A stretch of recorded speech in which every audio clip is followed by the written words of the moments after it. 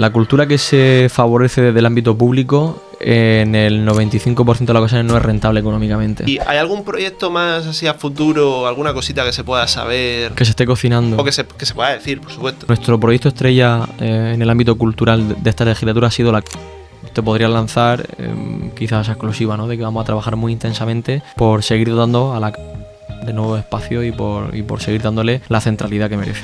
Y hay mucha gente que dice, ¿qué está pasando en Murcia? Que está triunfando en el ámbito musical, en el ámbito deportivo, en el ámbito de la investigación, en el ámbito de la empresa, en todos los ámbitos, y cada vez más gente viene a visitarnos. Pues, oye. De lo que yo no estoy personalmente de acuerdo es de que instituciones públicas hagan uso de inteligencia artificial en la creación de contenidos, carteles, etcétera. Me gustaría hablar de esto que te has traído, Play, y es que con el lanzamiento del GTA 6, bueno, han anunciado que van a eliminar el formato físico de los videojuegos. ¿Cuál es el principal valor que tiene que tener un emprendedor? El principal valor ya no es la valentía, el coraje, los recursos, la formación, que son muy necesarios, sino el no tener miedo al fracaso. Y tengo sobre el bono cultural, y es que ha habido una actualización, y es que ahora, dentro de la financiación, van a poder utilizar ese bono ya no solamente para consumir productos relacionados con la cultura, sino también para crear cultura. Surgen un montón de iniciativas nuevas. Surgen decenas, de hecho te diría que son decenas de miles, ¿no? Que cuando, digamos que clausuramos este 1200 aniversario y tal, decíamos, oye, ¿qué es lo mejor que ha quedado de todo esto, ¿no? Hemos contado incluso con la presencia de los reyes que han apadrinado, digamos, este aniversario. No ha sido ni tan siquiera una gran obra de arte, como ha sido ese mural de Lido Rico que viene a celebrar esto y que queda como obra de arte para siempre, ¿no? Para celebrar esta fecha, sino que lo más importante es que todos los murcianos hemos sido conscientes de que nuestra ciudad tiene 1200 años. ¡Buah!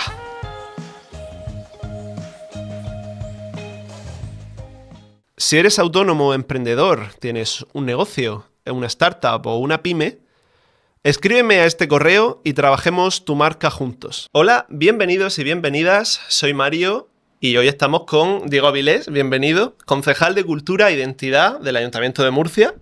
Y bueno, pues imagínate cómo estoy ahora mismo porque evidentemente pues es un perfil el concejal a mí me parece increíble y tengo mucha ilusión de esta entrevista, así que bienvenido, lo primero. Muchas gracias. No, hombre, la ilusión es mía, ¿no? Creo que hay que apoyar también desde las instituciones todos los proyectos culturales, incluso los que están naciendo ahora, pues para darle aire y para que sigan creciendo, así que un placer estar aquí con vosotros.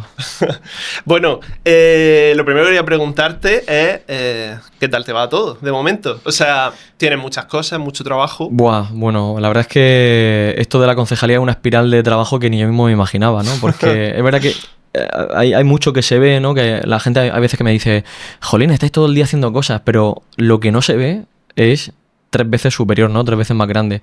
Detrás de cada pequeño evento o de cualquier obra de teatro que se realiza en el Teatro Romea hay un trabajo de un equipo humano debajo realmente impresionante. Entonces sí que es cierto que el trabajo de la concejalía es muy agradable, es muy bonito. Al final también estas competencias de cultura te ayudan con tu trabajo a ayudar a los demás a ser pues un poco más felices, a disfrutar de la vida, a disfrutar de la ciudad, ¿no? Pero sin embargo, pues llevan muchísimo trabajo detrás de todo aquello, ¿no? Y sobre todo pues también muchos problemas que se tienen que resolver rápidamente, muchos fuegos, entre comillas, que tienes que soportar. Pero bueno, oye, súper agradecido a la vida por regalarme esta experiencia, súper agradecido, como no, también al alcalde Ballesta, que fue quien me brindó la oportunidad, y en definitiva pues volcándome al 100% para que estos 4 años al menos dejen algo de pozo y algo de contenido. Porque estáis gestionando ya el tema de la feria, se asoma por septiembre. Por supuesto. De hecho, yo he estado ya esta mañana en el sorteo de las atracciones que van a ir en la FICA como novedad de este año, en fin, pues hablando también con todos los comerciantes de allí, con la asociación de feriantes. Todos los días vamos haciendo una cosa, ¿no? Próximamente mañana presentaremos al pregonero de la feria, pasado hablaremos sobre un ciclo expositivo muy interesante durante la feria, es decir, ya durante todo el mes de agosto vamos a ir contando cosas de la feria, pero la llevamos organizando desde hace ya pues al menos 2 meses. Madre mía, todas esas cosas, fíjate que parece que no se... Claro, es lo que hablábamos, que luego tú ves el pregón de la feria, que lo va a hacer X artista, ¿no? Pero detrás de eso hay, pues primero el llegar a él, el convencerle, aunque en este caso fue fácil porque lo tomó con mucha ilusión, el diseñar con él cómo quieres que se haga el pregón, porque no estamos hablando de un pregón al uso.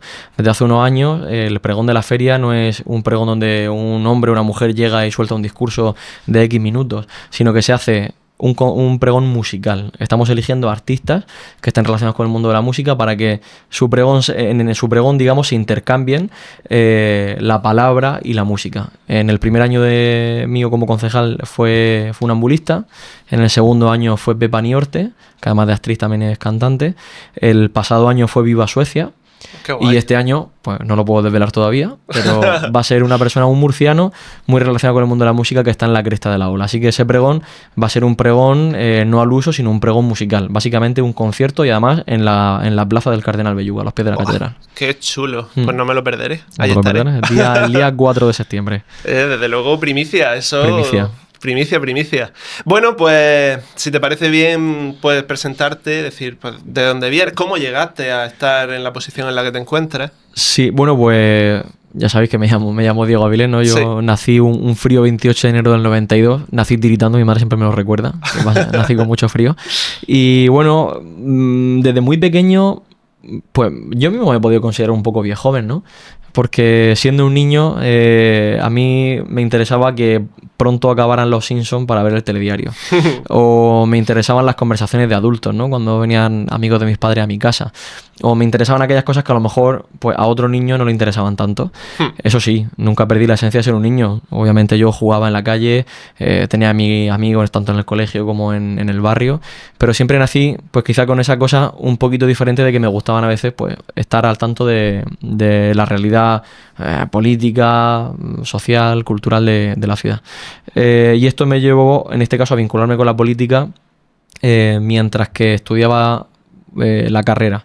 Yo hice Derecho, luego hice un máster, un MBA en Dirección de Empresas, pero durante toda la carrera yo al final estuve cerca de la política en tanto en cuanto pues me afilié a mi partido, al Partido Popular y en este caso a Nueva Generación, y estuve echando una mano a los políticos de la época en todo aquello que precisaban. Colaboré en algunas cosas con el alcalde Cámara, luego ya de una manera mucho más cercana con Ballesta, ¿no? Cuando él llega a la alcaldía en el año 2015. Y bueno, pues a partir de que Ballesta es alcalde, decide contar conmigo para su gabinete, tanto de comunicación como de, gabinete de alcaldía. Y a partir de ahí, pues él empezó ya no solamente a encargarme trabajos, digamos, jurídicos, de comunicación relacionados con la alcaldía, sino que empezó a encargarme cositas, en plan, oye, he pensado en hacer esta muestra, esta exposición, o en hacer esto en la feria, encárgate de organizarlo. Entonces yo, pues, siendo bastante joven y recién llegado al ayuntamiento, me encargaba de organizarlo y yo creo que el resultado quedaba más o menos bien, ¿no? Así que, bueno, pues eso, mi carrera política fue así, poquito a poco, desde muy cerca del partido, desde muy joven, pero asumiendo pequeñitas responsabilidades mientras que Ballesta era alcalde, ¿no? Y la sorpresa fue pues que en el año 2023 decidió contar conmigo en las listas electorales para concejal. Y una vez que repartió las competencias, pues mayor sorpresa cuando me otorgó las competencias de cultura y de festejos, que no son poca cosa, que son bastante intensas, bastante densas, pero sin embargo, como decía al principio, ¿no? Muy agradecidas y muy bonitas. Así que feliz. ¿Eres de toda la vida aquí de Murcia? Sí, soy del barrio de San Antolín, un barrio que también conoceréis mucho, que está ubicado entre la estación de autobuses y el Malecón, un barrio castizo, un barrio entrañable, un barrio obrero, sí. Donde, bueno, he nacido, he crecido y me he formado, ¿no? Porque incluso mi colegio ha sido por aquella zona, en este caso el colegio del Buen Pastor, primero el San Andrés y luego el colegio del Buen Pastor. Y un barrio al que también me he dedicado en cuerpo y alma, también desde el ámbito político, porque estuve 4 años, antes de ser concejal, fui presidente de aquel distrito, entre los que estaban los barrios de San Miguel, Santa Catalina, San Pedro, San Nicolás y San Antolín. Y a San Antolín le dediqué especialmente más atención porque creo que de los 5 era el barrio que más lo necesitaba. Era un barrio pues un poco más deprimido, ¿no? Y ahí pues hicimos muchísimas cosas para sacar la cultura a la calle. Ahí creamos la vinculación que existe hoy día del barrio con el entierro de la sardina. Creamos un festival de flamenco basado en una copla que habla sobre el barrio de San Antolín, que tiene más de 100 años y que, bueno, sacamos a relucir.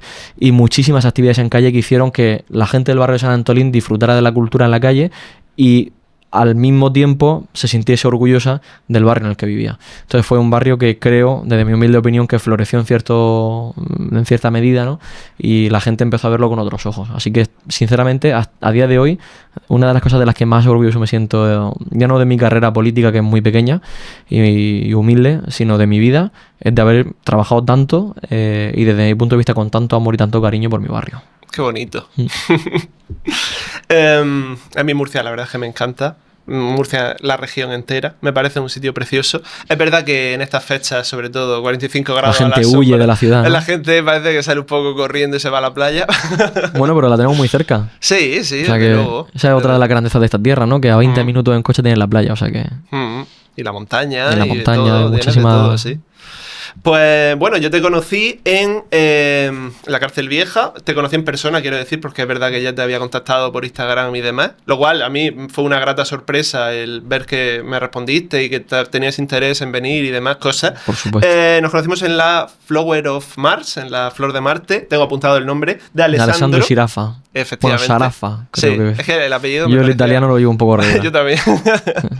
Y pues nada, pues allí estuvimos y ahora estás aquí, o sea, qué barbaridad, ¿no? Qué guay. Bueno, estamos muy cerca, ¿no? La Cárcel Vieja está muy cerquita de este estudio. En realidad, sí. Y encima un mes maravilloso de agosto en el que como no hay nadie, tenemos más tiempo para hacer este tipo de cosas. ¿Te ha costado mucho venir por aquí? No, he mirado por Google Maps donde estabais ubicados, pero ya enseguida me he sabido venir.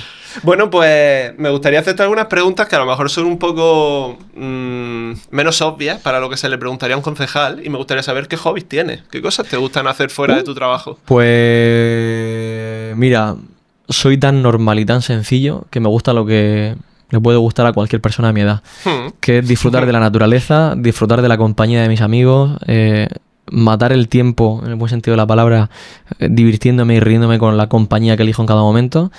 Y luego me gustan pues esas pequeñas grandes cosas, ¿no?, que te da la vida. Pues el poder leer un libro en una cala de la playa, el poder disfrutar de una conversación profunda con un amigo mientras que tomamos una cerveza en un sitio que nos gusta. Por ejemplo, hago deporte, sí, pero no lo hago como un hobby que me vuelva loco. Lo hago por necesidad, lo reconozco. Y otras tantas cosas, ¿no? Pero, en fin, creo que me gusta todo eso. Y luego siento especial, bueno, digamos, interés, ¿no?, por el arte sacro. Me gusta mucho el arte sacro, desde muy pequeño. Y ha sido lo que posiblemente me ha arrastrado hasta el ámbito de la cultura durante este tiempo. Entonces, en cierto modo, entre muchas comillas, colecciono algo. Me gusta, pues, visitar museos, iglesias, conventos, todo aquello que tenga que ver con el arte sacro. E incluso hay veces que elijo mis destinos turísticos promovido o motivado por el museo que pueda haber de no sé qué orden tal, a cualquier catedral o a cualquier otra construcción que se haya hecho, ¿no? Así que podría decir que esos son mis principales gustos. A mí me pasa también que cuando viajo voy como un poco con el radar de tema de museos, claro, también de tema de pues, catedrales, iglesias y demás, o por lo menos edificios que tengan una larga historia, claro, y que tengan pues esa decoración, ¿no? Pues eso que prácticamente ahora yo creo que yo no puede ser, o sea, cada vez que viajo por la ciudad que sea, se me ocurre una de las últimas que recorrí con mis amigos, Lisboa, ¿no? Obviamente, anticuario por el que pasaba, anticuario en el que tenía que entrar. Iglesia por la que pasaba, iglesia a la que tenía que entrar. Incluso hay veces que me separaba de mis amigos, pero decía, bueno, ¿dónde vais a estar? En tal sitio, luego voy, ¿no? Pero no podía pasar por la puerta sin entrar y disfrutar de todo aquello, porque al final creo que también a través del arte sacro, al igual que cualquier otra disciplina artística, escultórica, pictórica, lo que sea, también queda mucho del ADN de la ciudad, ¿no? Sí. Nada tiene que ver la escultura barroca del Levante con la escultura barroca de, no sé de dónde decirte, de Alemania o alemana.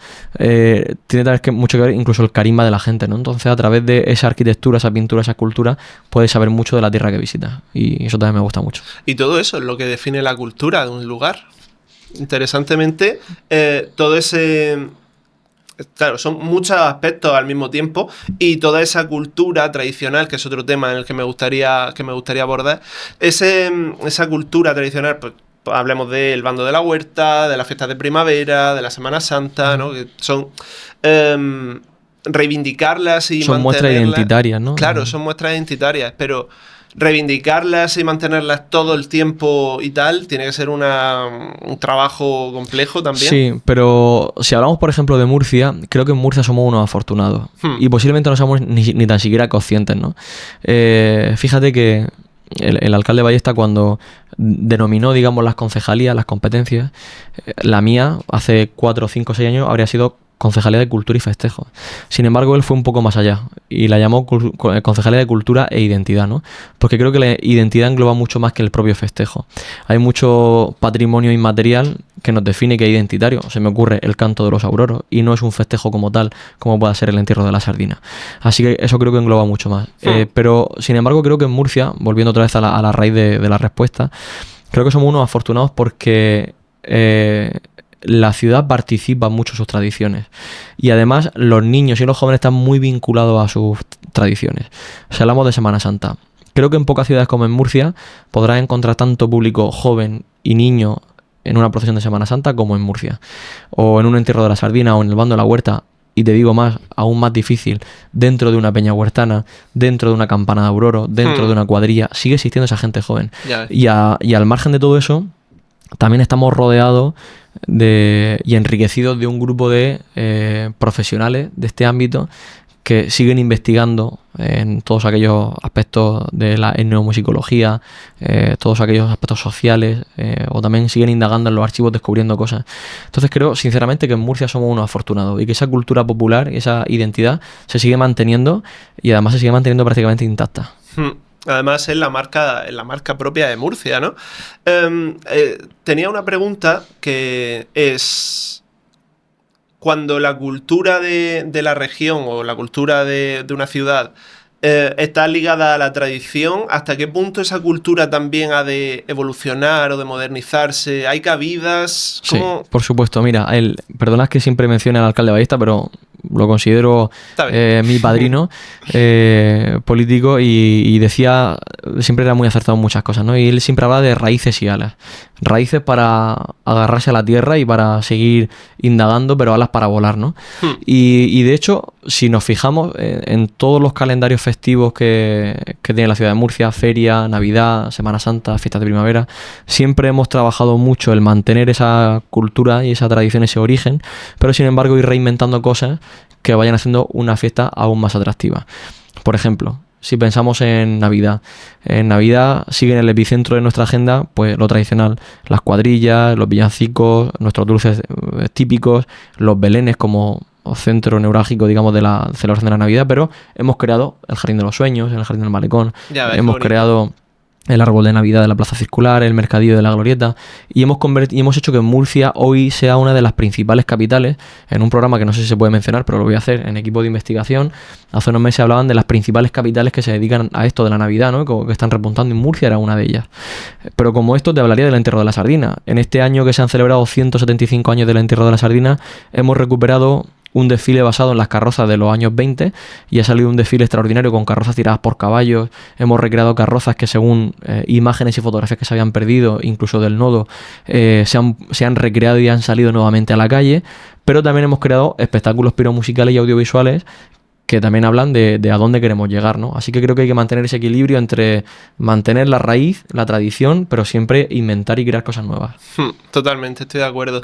Tengo un dato por aquí, que es que fuiste responsable de la celebración del aniversario 1200 de Murcia. Sí, bueno, en este caso cuando comenzó toda esta celebración del 1200 aniversario de Murcia, pues entre varios concejales nos hicimos responsables de la programación y una de ellas fue mi concejalía, ¿no? Así que me tocó, pues en este caso, liderar algunos proyectos culturales que han quedado para siempre como testigo de esa fecha. Fíjate que cuando, digamos que clausuramos este 1200 aniversario y tal, decíamos, oye, ¿qué es lo mejor que ha quedado de todo esto, no? Porque al final no es un gran acto que haya habido, porque hemos contado incluso con la presencia de los reyes que han apadrinado, digamos, este aniversario. No ha sido ni tan siquiera una gran obra de arte, como ha sido ese mural de Lidio Rico que viene a celebrar esto y que queda como obra de arte para siempre, ¿no? Para celebrar esta fecha, sino que lo más importante es que todos los murcianos hemos sido conscientes de que nuestra ciudad tiene 1200 años. ¡Buah! Que los niños en sus colegios han trabajado la historia de su ciudad, que los mayores en los centros de mayores han hecho homenaje a través de la música, por ejemplo, a la historia de su ciudad. Entonces creo que el mayor rédito que hemos conseguido con esto y lo mejor que hemos conseguido con el 1200 aniversario ha sido el que todos seamos conscientes de la grandiosa historia que tiene nuestra tierra. Con eso ya nos damos por satisfechos. Luego, al margen de todo ello, pues han habido, los contamos, eran miles, casi uno diario, ¿no? De actos, de actividades que han ido a celebrar pues a través de la música, del deporte, de la caridad, a través de todos los aspectos sociales, este aniversario. Antes de pasar a hablar del tema más de eventos culturales y demás, me gustaría hablar de esto que te has traído. ¿Sí? Esto que te has traído, Murcia, Piel y Memoria, Lidio Rico. Sí, esto fue una obra de arte que fue, digamos, ese encargo que hizo el ayuntamiento a este artista contemporáneo para que quedase una obra de arte de este aniversario tan importante, ¿no? Creo que todos reconocemos obras de arte que a lo largo de la historia, a lo largo de los siglos, han testimoniado algún acontecimiento histórico en las principales capitales de cada país, ¿no? Grandes monumentos, bueno, que vienen a testimoniar eso. Pues nosotros quisimos encargarle a uno de los artistas contemporáneos más reconocidos de esta región, pues un gran mural de unos 25 metros cuadrados aproximadamente, del que emergen centenares de figuras humanas que en sus manos sostienen elementos de bronce que hablan de la historia de Murcia. Pero además no es un mural vacío, sino que es un mural lleno de vida, porque las manos de esas personas son manos de personas de hoy, de la ciudad de hoy. Y por ahí han pasado desde rector de la universidad, el obispo de la diócesis, el propio alcalde de Murcia, que sostiene el corazón de Alfonso X, el presidente de la comunidad, grandes empresarios, hasta personas que bueno, pues pertenecen a una asociación, por ejemplo a FACMUR, que son niños que están en tratamiento porque sufren un cáncer, u otras personas que han vivido sin libertad porque han sido amedrantadas o en fin, o acaparadas por otras personas a través de muchísimas cosas de las que no merece la pena hablar. En fin, creo que ha sido una radiografía perfecta de la sociedad murciana de hoy, ¿no?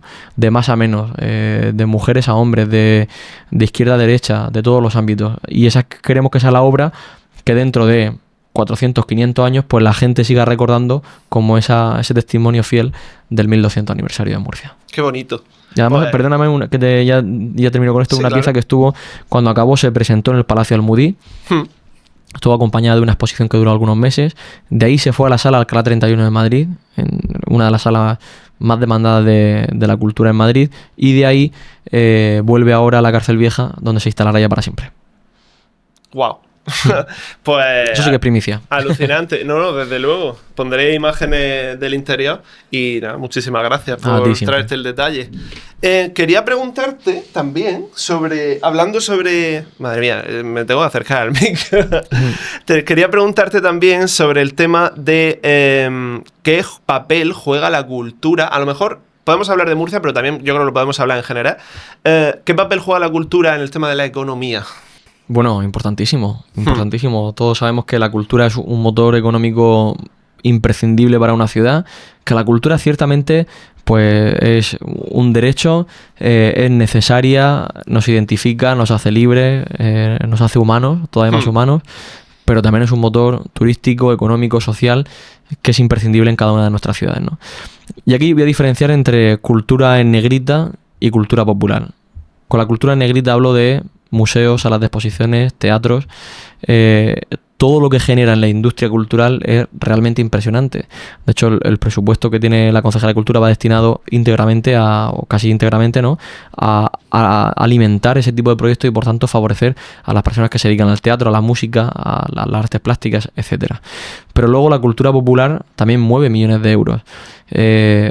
Hay fiestas populares como el Entierro de la Sardina que consiguen un lleno técnico en los hoteles de la ciudad y que consiguen que los restaurantes de la zona y los comercios de la zona facturen millones de euros durante esa época, ¿no? Fíjate que durante tanto la Navidad como en la Semana Santa y fiestas de primavera, en estos últimos años hemos conseguido llenos técnicos en muchas fechas. Eso significa que los hoteles han estado hasta el límite de su capacidad y que las calles han estado a rebosar de turistas que incluso sin hacer noche han venido a conocer una fiesta. Pues al final esa gente se ha dejado dinero en el restaurante, en la tienda, en el museo que ha visitado y al final eso favorece la economía. Así que la cultura es sin duda una pieza imprescindible para ello. No lo había pensado yo de esa manera, pero totalmente, claro. Totalmente. El hecho de que haya muchos eventos, de que haya mucho movimiento dentro de las ciudades, favorece todo eso, favorece efectivamente que venga gente de fuera, que tal, que cual. Y sí, te digo más, voy más allá. Hay algunas actividades culturales que se han desestacionalizado, se han llevado a otras épocas en las que hay menos actividad comercial o lo que sea, por mantenerla precisamente. Se me ocurre un ejemplo. Festival Internacional de Folclore. Murcia tiene el festival internacional más antiguo de España. Creo que ya son 58 ediciones las que se han celebrado. Antiguamente se hacía en septiembre, junto con la feria. Pero había mucha cosa, ¿no? Y al final no se percibía. Sin embargo, hacía un tiempo se trajo al mes de julio y esto hace que durante una semana pues los comercios de alrededor, pues a lo mejor una semana en la que no se hacían tantos eventos en calle porque en julio las temperaturas son altas. Sin embargo, pues teniendo esta muestra de folclore, hemos conseguido que todos los restaurantes de alrededor, oye, pues se vean beneficiados. Restaurantes, hoteles, etcétera. ¿Qué decir de la programación que no es propiamente nuestra, pero sí la de todos esos ciclos de conciertos que se hacen durante el mes de julio en la Plaza de Toros, con el ciclo de Murcia On, o en el Espacio Norte con la programación de las noches del Malecón. ¿Cuántos miles de turistas y cuántas miles de noches de hotel hemos conseguido en Murcia en un mes en el que nunca ha sido bueno para esta ciudad, como es el mes de julio, gracias a esa actividad cultural? Pues ahí tiene el claro ejemplo. Totalmente. Porque ¿cómo se decide por qué proyectos culturales se opta o se decide este sí, este no? Pues mira, por mucho menos de los que se debería, y aquí hay que ser autocríticos, o de los que los que yo querría, ¿no? Porque al final los recursos son finitos, son limitados, y a nosotros nos encantaría pues poder llegar a todo, ¿no?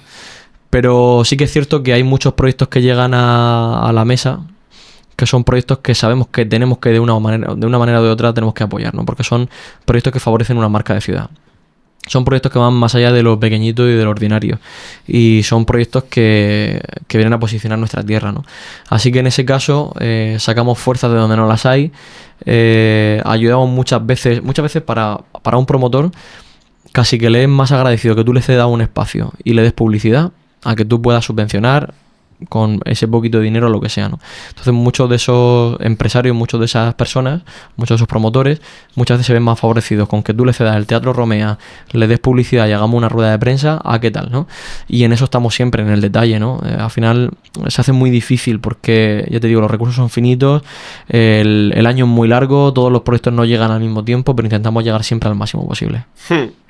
Porque de ahí me surge el equilibrio entre los grandes eventos y los pequeños eventos, ¿no? Los pequeños eventos, pues evidentemente pues, cuentan con menos recursos, tal, están en una etapa de expansión. Imagino que surgen muchos eventos a lo largo del paso de los años, pues surgen un montón de iniciativas nuevas. Surgen decenas, de hecho te diría que son decenas de miles, ¿no? Las que surgen. Pero sí te puedo decir que es tan importante tanto la cultura de lo pequeño como la cultura de lo grande.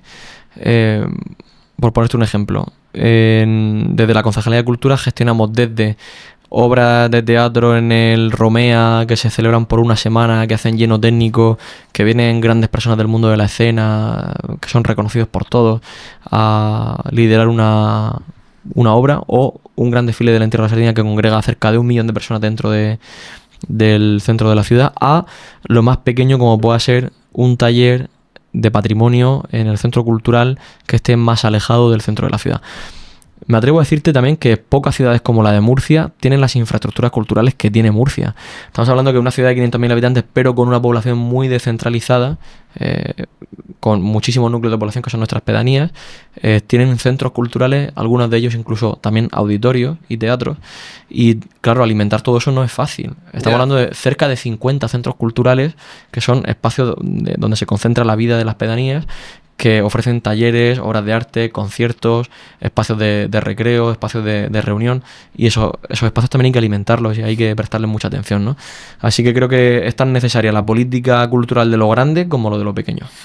Claro, por eso mismo que comentas de que hay descentralización dentro de la región y que por pedanías la población está bastante esparcida, eso también complica algo el tema cultural, claro. Porque digamos que hacen falta entonces muchos eventos, muchos recursos, muchos puntos, ¿no? Mira, aquí en este caso sí que es verdad que la figura del pedáneo, del alcalde pedáneo, presidente de distrito, favorece mucho, porque sobre todo se encarga también de esa cultura y también de esa cultura popular, ¿no? De organizar las fiestas de cada una de las pedanías, que no es poco, su Semana Santa, su fiesta popular, etcétera. Nosotros desde la concejalía directamente programamos lo que sucede en los centros culturales. Prácticamente casi todas las pedanías tienen un centro cultural. Y si no, al menos un lugar de encuentro, ¿no? Un lugar de reunión en el ámbito de la cultura. Pero es que muchas de ellas incluso tienen auditorios. Por ejemplo, Cabezo de Torres, La Alberca, Algezares, Guadalupe, todo el Palmar tiene un propio teatro, es decir, que tienen una oferta cultural muy interesante. Pero claro, es verdad que Murcia ya no solamente es del ámbito de la cultura, sino de todos los ámbitos, es compleja de gestionar porque tiene una población muy descentralizada. Hace poco, no me acuerdo dónde leía, como que la red de abastecimiento de agua del municipio de Murcia es tan grande como la de Barcelona. Wow. O que las líneas de conexión de electricidad o puntos de luz de Murcia, si los uniéramos, llegaríamos como de Murcia a no me acuerdo dónde, a qué otro país de la otra punta de Europa, ¿no? Es decir, que al final, y claro, hay basuras que recoger todos los días, jardines que limpiar y que alimentar todos los días, centros culturales a los que dar vida todos los días. Entonces, eso lo hace muy complejo, pero sin embargo también creo que lo hace muy interesante. Aumenta mucho las posibilidades, totalmente. Porque hablando sobre eso, ¿la cultura tiene que ser rentable? ¿O hay ciertos proyectos que a lo mejor puedan no ser rentables, pero que aún así sean interesantes? A ver, si es rentable mejor, pero la cultura es necesaria, ¿no? La cultura que se favorece desde el ámbito público, en el 95% de las ocasiones no es rentable económicamente, pero sí lo es sociable, ¿no? Sí, socialmente. En este caso ya te puedo decir que los cachés, con lo que se recauda, por ejemplo, de la taquilla del Teatro Romea, no se paga el caché de una gran obra de teatro protagonizada por quien sea, ¿no? Luego hay otra cultura que en este caso sí que es promovida por empresarios, que evidentemente sí que le es rentable económicamente, ¿no? Y que también favorece la agenda cultural de Murcia. Hablamos de todos esos ciclos de los que hablábamos, ¿no? De conciertos que suceden durante el mes de julio. Pero por lo general, todo lo que nace, toda esa gestión cultural que nace de la administración pública no tiene que estar pensada en la rentabilidad económica, sino en la rentabilidad social. También te digo, por ejemplo, en el Ayuntamiento de Murcia o concretamente en el área de cultura, lo que se percibe de las taquillas no va directamente a cultura, va a la caja central del ayuntamiento. Es decir, que nosotros no vemos repercutido ni un solo euro de lo que organizamos. Pero bueno, creo que también es bueno eso, ¿no? Porque al final lo que nos mueve es el fin social y el fin último. Efectivamente, estoy de acuerdo. Al final la cultura, sí, evidentemente, si mueve dinero mejor, pero la cultura es lo que nos representa, es nuestra identidad y es objeto de ocio y objeto de la sociedad, entonces entiendo perfectamente. De enriquecimiento, de libertad. Ajá, totalmente. Entonces, bueno, ahora tengo una sección de algunas preguntas algo más específicas, ¿vale? Que no vayan hiladas mediante una conversación. Y es, quiero preguntarte, porque me parece interesante con el tema cultural y con la evolución que está habiendo relacionada con ello, sobre la inteligencia artificial. ¿Qué te parece o cómo crees que puede evolucionar el ámbito? A ver, creo que todos hemos sido reacios al principio con la intromisión de las nuevas tecnologías en muchos ámbitos de nuestra vida, ¿no? Yo me acuerdo que cuando nació WhatsApp la gente decía, madre mía, vamos a dejar de relacionarnos entre nosotros por este tipo de cosas, ¿no? O cuando han nacido otras tantas cosas, ¿no? Sin embargo, luego hemos sido conscientes de que sabiendo utilizarlas y utilizándolas bien, pues han sido canales que nos han enriquecido, ¿no? Lo que es indiscutible, incuestionable, es que la inteligencia artificial ha venido para quedarse. Y por tanto tenemos que empezar a convivir con ella y también en el ámbito de la cultura, donde posiblemente sea una de las áreas de trabajo más complejas, ¿no? Porque al final ahí ya tenemos que contrarrestar entre la capacidad y el talento de la persona o la validez de las herramientas tecnológicas, ¿no? Bueno, pues creo que es un debate que nace, creo que sinceramente tenemos que aprender a convivir con ella, tenemos que dejarla que empiece a aparecer en algunos ámbitos de la cultura. Por ejemplo, en el cine ya es una herramienta existe prácticamente... Y si se usa no lo sabemos. Efectivamente, pero que ya es casi diaria, ¿no? La fotografía también se empieza a dejar ver, ¿no? Pero lo que no tenemos que convertir es la inteligencia artificial en un instrumento chabacano para crear obras de arte. Por ejemplo, no me vale un cartel de la feria que esté creado por ChatGPT. Lo mismo pienso. Ni me vale una obra de arte que esté íntegramente hecha por un agente virtual que en tan solo 10 minutos con 5 datos tal. Ahora, que tú a una obra de arte le apliques una parte tecnológica medida, dirigida, pues creo que al final es algo inevitable. Así que ante algo inevitable, pues tenemos que empezar a trabajar con ello. Claro, ha provocado una democratización en el sentido de que ahora mucha gente tiene acceso a esa IA generativa, a esa creación de contenido y demás, pero claro, al final es un paso, yo creo que lo que provoca, primero que muchas veces se ha entrenado con recursos que han hecho seres humanos en un pasado, que muchas veces se puede cuestionar de dónde es la procedencia de esa información con la cual se ha entrenado el modelo, pero creo que provoca al final que la cultura, o por lo menos el tema del artista, se pueda ver perjudicado de alguna manera porque hace que haya gente que no tenga los conocimientos artísticos necesarios para poder competir. Ni el talento. Y se ponga a competir directamente porque con al final, ellos, ¿no? yo creo que al final tú lo que premias de un artista es el talento que otra persona no tiene, ¿no? Al final los conocimientos podemos adquirirlos todos, pero la capacidad que tiene una persona para volar su pincel sobre un lienzo y crear una obra de arte es lo que yo creo que valoramos sobre todo del artista, ¿no? La formación, pero también ese talento, esa capacidad. Entonces creo que la inteligencia artificial pues puede suponer mucho riesgo para este tipo de artistas, ¿no? Desde luego. Por eso yo solamente consentiría en caso de que haya una mínima intromisión de la inteligencia artificial dirigida por el propio artista que tiene esa capacidad, ese talento para enriquecerla, adaptarla o lo que fuese, ¿no? Pero no me vale ese acceso general de todos a la inteligencia artificial. Una inteligencia que además me da miedo, porque yo a veces que veo vídeos en redes sociales que yo mismo me creo y luego de repente al tiempo digo, ostras, espérate, esto tiene que ser inteligencia artificial, así que creo que incluso ya no solamente en el ámbito del arte, sino en todos los ámbitos, tiene que ser controlada, medida y bien ubicada, ¿no? Sí, por supuesto, tema de ciberdelitos, tema de suplantaciones de identidad, etcétera, etcétera. Se está provocando mucho revuelo con eso y además falta regularizarlo, yo creo, porque muchas veces no está del todo claro de dónde queda la propiedad intelectual, el vídeo si lo he hecho yo es mío, o es de la empresa que ha generado el vídeo, es de los dos, ¿no? Totalmente. Queda un poco ahí difuso. Hay muchos vacíos que se van a tener que ir, bueno, pues respondiendo y tal, ¿no? La cuestión está en que en este caso las instituciones o las administraciones públicas pues, sepan ir por delante. Efectivamente. De lo que yo no estoy personalmente de acuerdo es de que instituciones públicas hagan uso de inteligencia artificial en la creación de contenidos, carteles, etcétera. Principalmente porque, y esto es una opinión mía, con los mismos impuestos que montan el sistema, también están pagando diseñadores, también están pagando determinados artistas que hacen su oficio. Entonces a mí me parece una muestra de respeto que las organizaciones públicas acudan a esos artistas en vez de utilizar, yo qué sé, ChatGPT, ¿no? Totalmente de acuerdo. Porque ¿crees que es un buen momento para estudiar diseño gráfico, audiovisuales debido a esto precisamente? Lo digo porque yo estudié diseño gráfico hará 5 o 6 años, sí. Y ahora con todo esto de la IA no estaba de moda, pero ahora esto de la IA me ha pillado justo que digo yo, claro. ¡fua! Totalmente, yo creo que hay, bueno, pues todo lo que apunta a lo tecnológico, ¿no? También incluido pues la ingeniería, las matemáticas, son carreras que van a ir pues dando muchas más salidas, ¿no? Al final la vida cambia y al igual que el murciano del siglo XII no era el del XVIII, el del XVIII no va a ser el del XXI. Y si antes nos enfocamos más al trabajo manual, pues ahora nos dedicamos más, ¿no?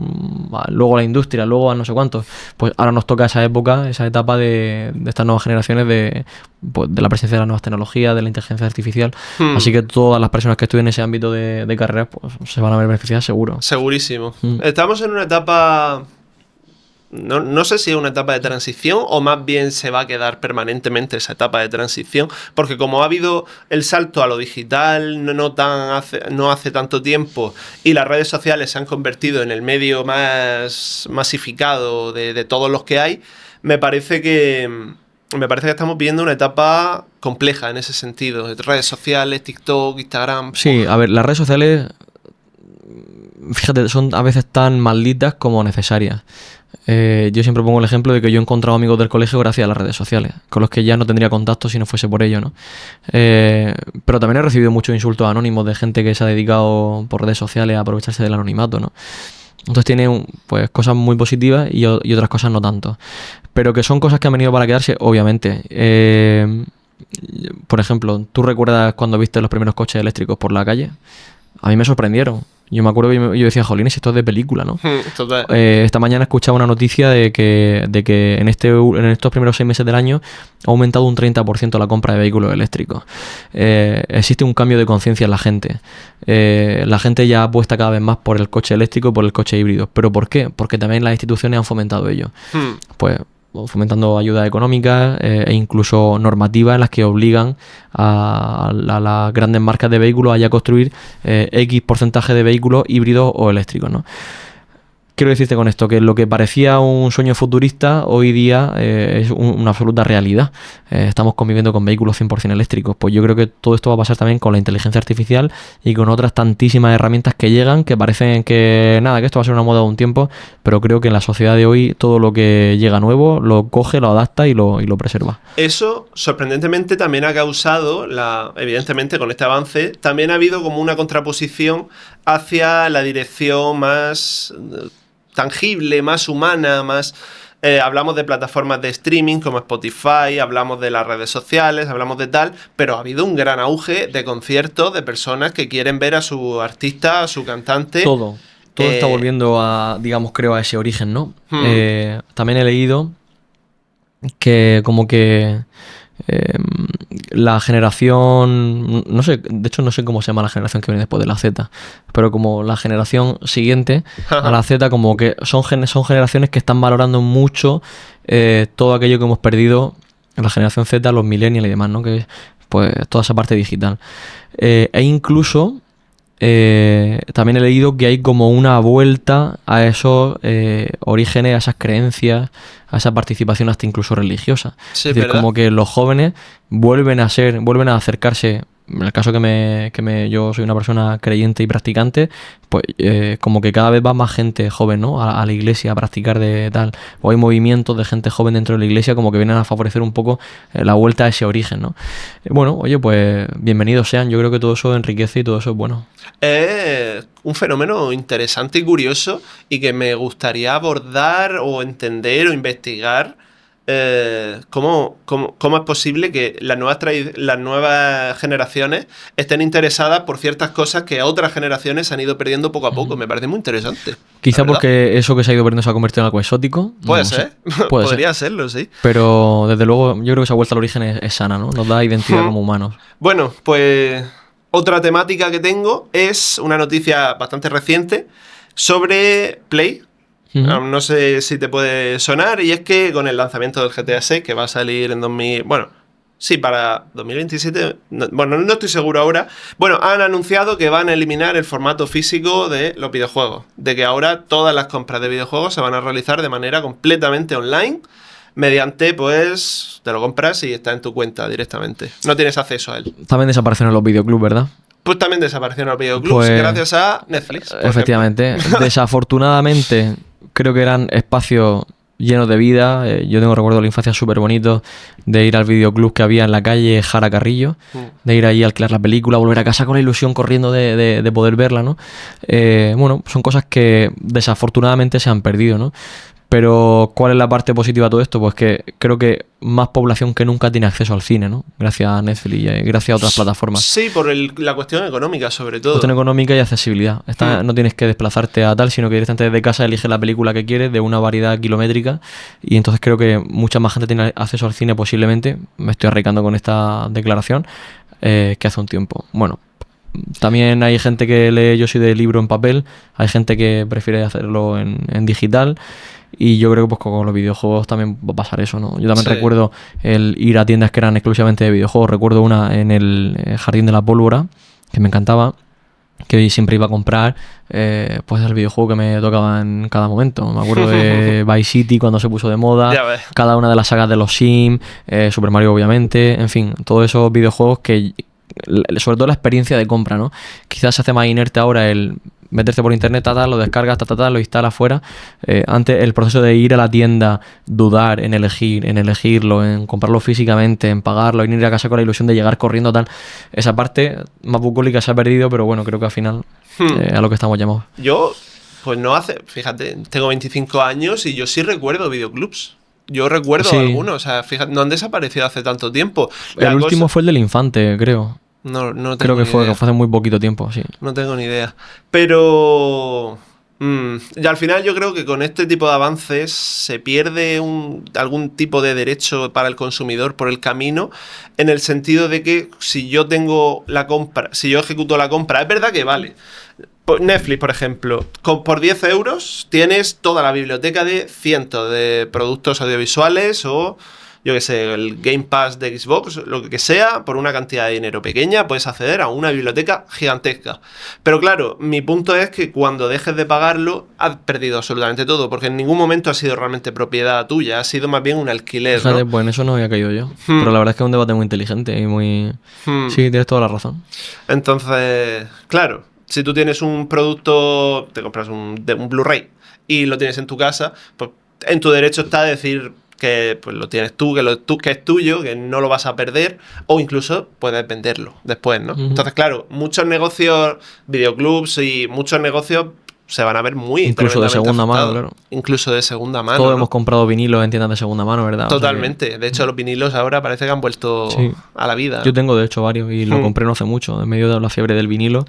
Y ahora cuando hay algún artista, el último el de Art de Bogotá, por ejemplo, que es el último que compré, y me gustó comprar el vinilo y me gusta la experiencia. De hecho, cuando estoy en casa relajado y me apetece disfrutar de la música relajado, es cuando pongo el vinilo. Pero fíjate que tengo el tocadiscos y muchas veces compro el vinilo para no sacarlo, porque me parece guay tener el... Una pieza ahí como de colección, Sí, ¿no? sí, totalmente. Bueno. Cada uno. Sí. También tengo sobre el bono cultural, y es que ha habido una actualización, y es que ahora, dentro de la financiación, que es hasta, si no me equivoco, para personas de 18 años o que cumplen 18 años ese año, bueno, ahora van a poder utilizar ese bono, ese acceso económico, ya no solamente para consumir productos relacionados con la cultura, sino también para crear cultura ellos, porque ahora incluye instrumentos musicales, incluye cursos, incluye materiales de arte, o sea, yo creo que... Bien. A ver, todo instrumento que sirva para fomentar la cultura es bienvenido. Venga de donde venga y venga de quien venga. Y entonces, por tanto, el hecho de ofrecer que es que ese bono cultural que obtuvo muchas críticas porque decía que puede ser malgastado en otras cosas de ocio que no eran estrictamente cultura, sino... Y lo puede ser. Y lo puede ser. Pues el hecho de poner el foco sobre cuestiones culturales más en raíz, digamos, ¿no? Como la compra de un instrumento, me parece maravilloso, ¿no? Creo, y a raíz también de lo que decíamos anteriormente, ¿no? Creo que la gente joven entiende la cultura también como un instrumento de moda, ¿no? En el buen sentido de la palabra. Sí. Como que parece que estar vinculado con el ámbito de la cultura es una cosa que está bien, que es guay, ¿no? Y bueno, pues creo que tenemos que también que aprovechar esos resortes, ¿no? Sí, totalmente. La última que me queda, y esta no la tengo apuntada, pero se me ha ocurrido mientras estábamos hablando, es la noticia que hubo con el Cine Rex. Sí. No, o sea, me acuerdo de que lo querían cerrar o querían transformarlo. Sí, bueno, el Cine Rex pertenecía a una cadena privada, digamos, y entonces hubo una plataforma que pidió que no se cerrase, pero al final pues, es un negocio privado que cerró la persiana y que, bueno, pues que al final buscó rentabilidad en otras cosas, ¿no? Sí que es cierto que a mí me gustaría que las instituciones públicas llegásemos a todo.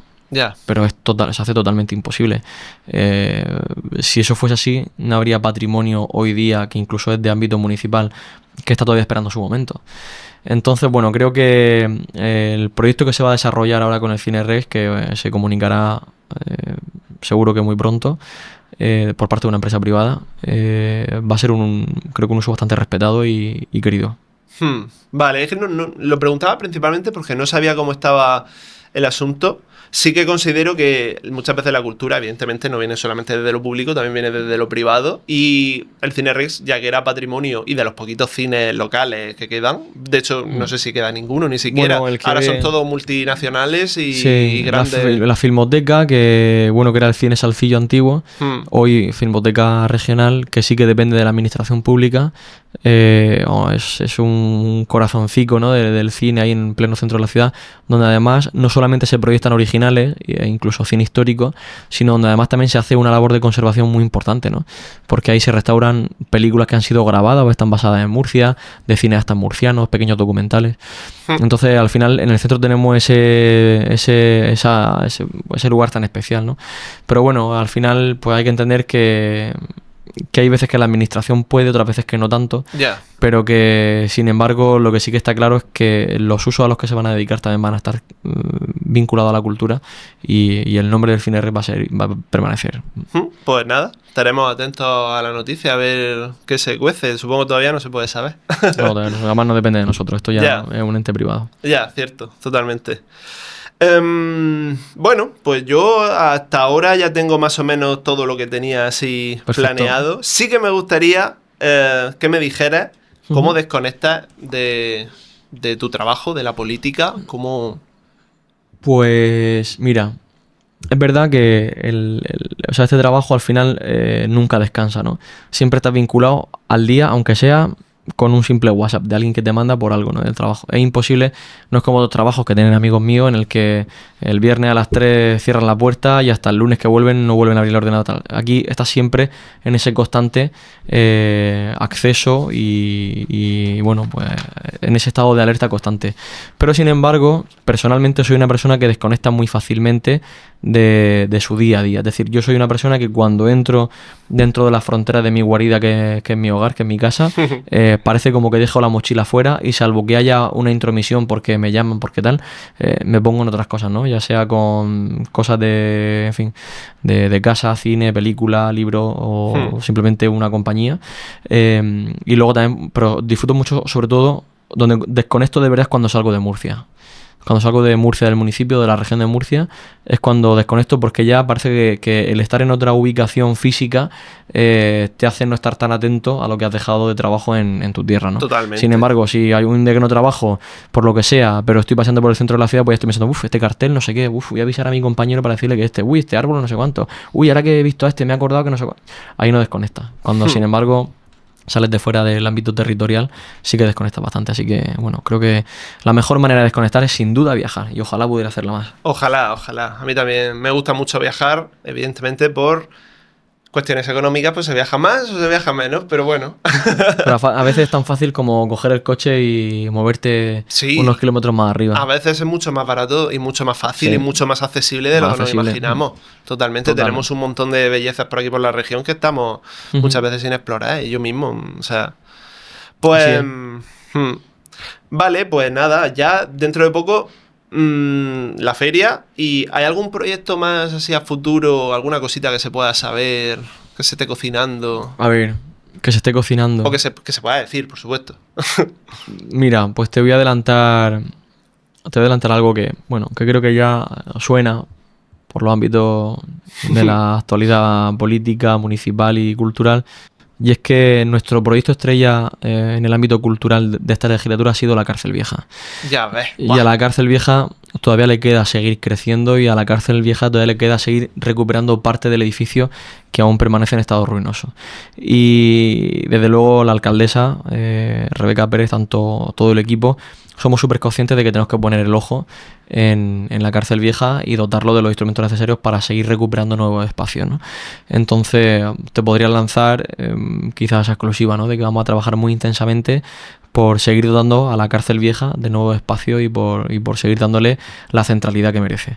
Porque hemos conseguido que, gracias a la política cultural que se celebra hoy en la Cárcel Vieja, tanto en el módulo 1, con esas instalaciones, con reencuentros, con charlas, con performance, con lugares en el que hasta el propio ascensor tiene programación propia, y también todos esos ciclos expositivos del módulo 2 que ahora están habitados por Jaume Plensa, pues hemos conseguido que Murcia juegue en la misma liga que otras grandes ciudades del ámbito de la cultura, ¿no? Y que venga gente a Murcia solamente por conocer la Cárcel Vieja. Pues creo que ese es el mejor resultado y esa es la mejor medida para saber que las directrices culturales y patrimoniales tienen que estar precisamente puestos y los esfuerzos en la Cárcel Vieja, en esa nueva recuperación de nuevos espacios. Maravilloso lo de la Cárcel Vieja. Yo, claro, al final llevo mucho tiempo viniendo a Murcia para estudiar y tal, porque yo antes era de Alhama y ahora estoy viviendo en Alcantarilla, pero bueno, estoy muchísima parte de mi vida estoy aquí en Murcia y he visto todo el progreso que ha tenido la Cárcel Vieja desde estar inutilizada hasta ser un centro expositivo. Ha pasado de ser chulísimo, una herida en el centro de la ciudad a ser el corazón de la cultura en una tierra. O sea que creo que esa rentabilidad social, que no económica, de lo que hablábamos antes, sino esa rentabilidad social es lo que motiva a seguir trabajando en esa línea. Y además que se ha seguido reformando, o sea que ahora hay como más módulos, no sé muy bien. Bueno, se ha expandido y nada, me ha pasado a mí un montón de veces de ir paseando por la calle y decir, anda, si hay una exposición ahora, luego, mañana, y decir, oh, pues voy a pasarme porque es que está en un sitio muy interesante para pasar a ver qué se está haciendo. Sí, es un edificio que arquitectónicamente es muy interesante como tal. Ha tenido una historia, bueno, pues de encerramiento, de oscuridad, y sin embargo, pues ahora a través de la cultura le damos luz, le damos ese aspecto también de libertad del que tanto se habla, ¿no? Y bueno, una manera diferente de concebir la ciudad. Y al final todo esto favorece la marca de ciudad. Total. Fíjate que este año cuando presentamos la exposición de Plensa, estuvimos dentro del marco de Arco, valga la redundancia, estuvimos hablando sobre la Cárcel Vieja, ¿no? Y mucha gente del ámbito internacional del arte ya ubicaba a Murcia gracias a la Cárcel Vieja. Es decir, que eso también favorece mucho a la marca de ciudad. Así que sin duda creo que nuestra apuesta cultural es la Cárcel Vieja. Pues tenemos algo que envidiarle a grandes ciudades como Madrid, sí, Barcelona. Hombre, por supuesto. Todo. Muchísimas cosas. Hay que ser autocríticos. Queda mucho camino por recorrer. Pero al final Murcia es la 7ª ciudad de España en población. Es una gran capital. No tenemos que vivir acomplejados ni mucho menos. Todo lo contrario. Pero sobre todo lo más importante es que Murcia suena más que nunca. Y hay mucha gente que dice, ¿qué está pasando en Murcia? Que está triunfando en el ámbito musical, en el ámbito deportivo, en el ámbito de la investigación, en el ámbito de la empresa, en todos los ámbitos, y cada vez más gente viene a visitarnos. Pues oye, ¿dónde están las claves? No lo sé, pero algo está pasando en Murcia. Algo bueno estará pasando, ¿no? Bueno, pues en la anterior invitada que estuvo en el podcast, María José, fundadora de Murcia Huertana, que además sabía que ibas a ser el siguiente invitado, Diego. Entonces me dijo que si de aquí a octubre, cuando sea la segunda edición, que ojalá verte por allí. Por supuesto, oye, pues será un placer compartir la experiencia. Claro. Estará, pues... En la última edición no pude estar porque no me acuerdo qué pasó, que no pude ir porque además participaba mucha gente a la que conocía y no pude estar. Pero espero que para la siguiente sí. Sí, se hace en la calle que junta... Sí, en la calle Basabe. Efectivamente, ahí en Santo Domingo. Pues nada, pues ya sí que me gustaría preguntarte ya lo último, ya cerramos, algún consejo que me puedas dar tú relacionado con el podcast. Consejo, Por ejemplo, temática de, por ejemplo, decir cómo contar con cierto apoyo. Por ejemplo, cierto, yo qué sé, algún tipo de patrocinio o alguna cosa, hombre, a ver, cómo mejorar todo aquello el proyecto. Que económicamente te puede echar una mano, sobre todo para posicionarte, porque todos sabemos que al final las empresas que gestionan las redes sociales son empresas. Ya, claro. Y necesitan pasta para posicionarte, ¿no? Entonces los comienzos es necesario invertir en ese tipo de posicionamientos. Pero yo lo que te recomendaría, si no me atrevo porque no tengo autoridad moral para recomendarte algo sobre esto, ¿no? Pero sobre todo la perseverancia, ¿no? Que al final caminarás sobre todo al principio por caminos pues, un poco más desiertos, a veces te encontrarás un poco solo quizás, pero si continúas y sobre todo generas una temática diferente a lo que se puede escuchar en otros podcasts, donde sobre todo haya mucha variedad, donde hoy puedas estar como hoy, pues, con un político, pero mañana puedas estar con un artista y pasado mañana con un empresario y al otro día alguien que te hable de moda o de teatro o de lo que sea, ¿no? En esa variedad puedes encontrar precisamente tu punto de diferenciación y bueno, pues llegar a todos los canales. También te recomiendo que durante estos primeros podcast pues también puedas invitar a gente que te ayude a que ese altavoz se haga todavía más grande, ¿no? Efectivamente. Gente que esté muy bien posicionada en sus redes sociales o que sea influyente en el ámbito social, porque esto al final te irá ayudando, te conocerá más gente, cada vez más gente y te será más fácil. Es una carrera de fondo. Carrera de fondo. Desde luego, las redes sociales son así en general, la verdad. Pero bueno, y todo en la vida, yo creo, emprender en realidad es así. Incierto, en parte también. Pero si a una persona le llena, al final yo creo. Mira, yo hubo un tiempo, bueno, yo tuve una empresa, ¿no? Y hubo un tiempo en el que la Fundación Incide daba unas pequeñas pildoritas de formación de creación de empresas. Y yo siempre decía, cuando me preguntaban, siempre decía que todo lo resumía en cuál es el principal valor que tiene que tener un emprendedor. El principal valor ya no la valentía, el coraje, los recursos, la formación, que son muy necesarios, sino el no tener miedo al fracaso. El día en el que tengas miedo al fracaso, entonces te echarás atrás. Total. El día en el que tú digas, oye, pues mira, yo voy a desarrollar este podcast y si dentro de un año no me ha funcionado y por lo que sea he fracasado, no pasa nada. Plegamos velas y estoy seguro de que algo he aprendido. Entonces creo que hay que tener miedo a que, precisamente lo contrario, que hay que no tener miedo al fracaso en todo lo que se emprende, en el ámbito empresarial y en todos los ámbitos. Vale, y Te digo ¿Qué? más, hay algunos países como Estados Unidos que te premian, en este caso a los emprendedores, a los empresarios, a los jóvenes empresarios, el premian que ya hayas fracasado alguna vez. ¿Ah, sí? A la hora de concederte una línea de crédito o algún tipo de ayuda económica, premian que tú hayas sido un emprendedor que ya ha fracasado al menos una vez. Porque saben que si te has reconstruido, te has levantado y estás haciendo otro proyecto es porque tu forma de ser te lleva a combatir el problema, ¿no? Sin embargo, si dejas los brazos caídos y dices, no puedo con esto, tal, así que no hay que tener miedo al fracaso. Y que no creo que haya emprendedores que nunca han fracasado en algo, en un proyecto. Yo Obviamente. creo que las probabilidades de fallar en un proyecto son muy altas y algunas cosas funcionan y otras no, y no pasa nada, ¿no? Así es como funciona la movida. Efectivamente. Bueno, pues ¿qué invitado me recomiendas en próximas ¿quién ediciones? te recomiendo? Pues Mm. mira, qué complejo esto. Mm. Pues mira, ya que lo tenemos aquí, te voy a recomendar a Lido Rico. ¿Sabes por qué? Porque Lido Rico, aparte de poder hablarte un poquito sobre cómo hizo el mural, es un artista plástico que ha vivido muchísimas experiencias, que trabajó sus primeros años en el pabellón de Murcia en la Expo del 92, que ha estado viviendo en Francia, Buah. ahora está exponiendo en Alemania, que está desarrollando proyectos culturales muy interesantes a día de hoy, pero sobre todo un tipo que tiene una profundidad de la vida y del arraigo bastante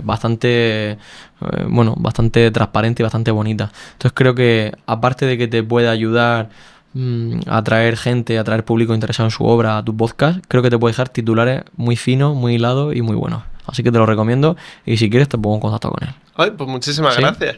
Pues ya está, Diego. Gracias por Nada, a ti. venir y esto ha sido todo. Espero que te lo hayas pasado bien. Muy bien, muy a gusto, la verdad. Así que nada, se me ha hecho hasta rápido. Un placer y a vuestra disposición. Y corten.